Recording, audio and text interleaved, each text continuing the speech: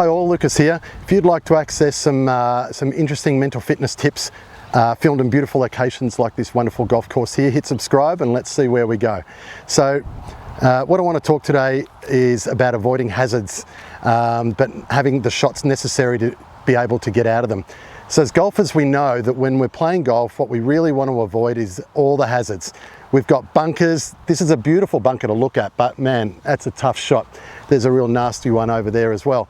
We want to avoid water, we want to avoid trees, we want to avoid bunkers.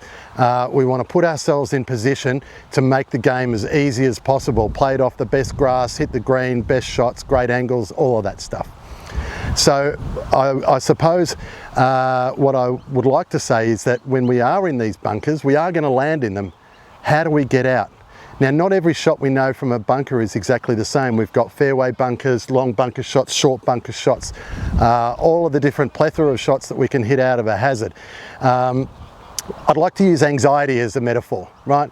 There's no one shot, no one thing that's going to stop anxiety or help you deal with anxiety better, in my opinion. Every situation is different.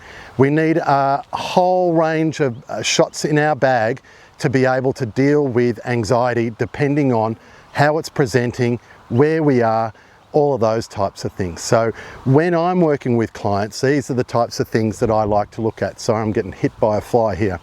But you can see the great analogy, and golf is fantastic for this because it provides us so many great metaphors and analogies for life. And this is a great one. So, you know, when I'm talking to someone about anxiety and we're working together to try and figure out where it's happening, what's happening, where, when, how, out of 10, we use lots of different things.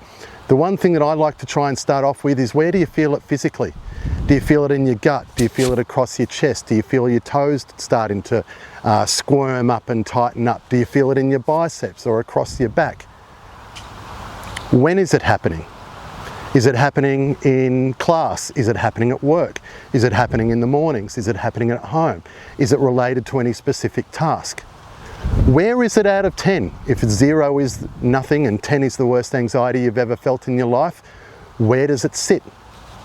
It's at a 7. Is that high for you? It's all these different scaling questions and lots of different techniques that we can try and unpack to try to get to the root of the anxiety and where it is and what it's doing.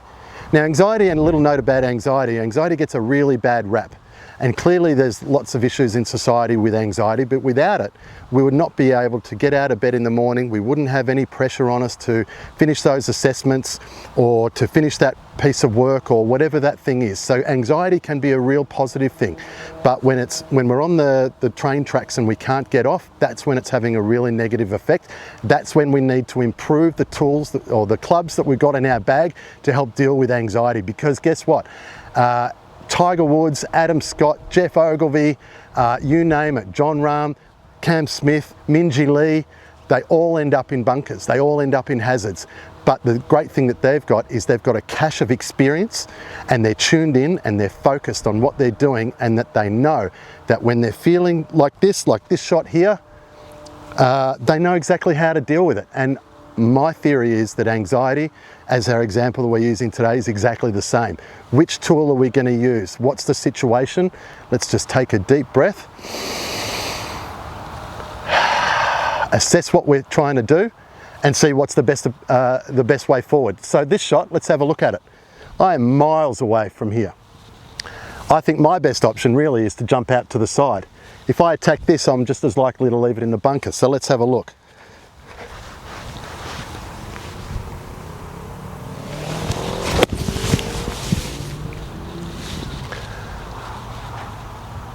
Actually, that's a very good result.